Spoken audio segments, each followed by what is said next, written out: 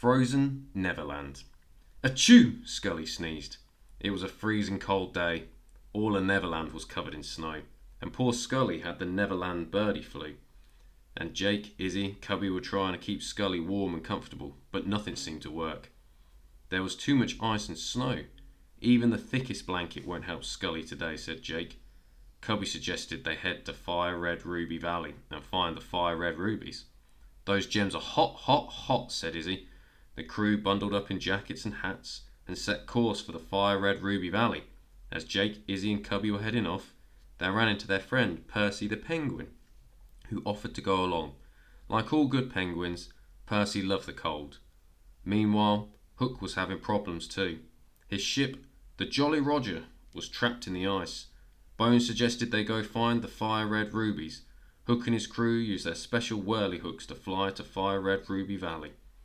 Jake and his friends had to go up the frosted trail to get to the valley, but the trail was covered in tall snowdrifts. "I'll pull off the old penguin hole punch," he said. "Percy, pow, pow, pow." Percy ran through the snowdrifts, making a penguin-shaped tunnel. "Yo ho, let's snow go," said Jake as they went through the tunnel. Jake and Captain Hook spotted the fire red rubies at the same time. Sharky and Bones tried to take the rubies, but they were much too hot to touch.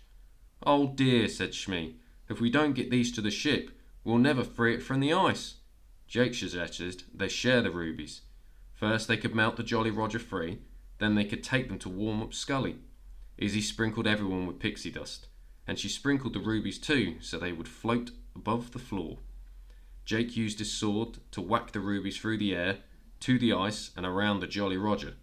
The ice began to melt, but the hot rubies fell through it and into the Never Sea. "Never fear, Penguin here," cried Percy.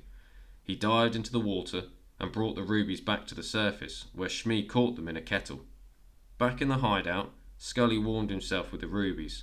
"Crackling hot crackers," he said. "I feel better already."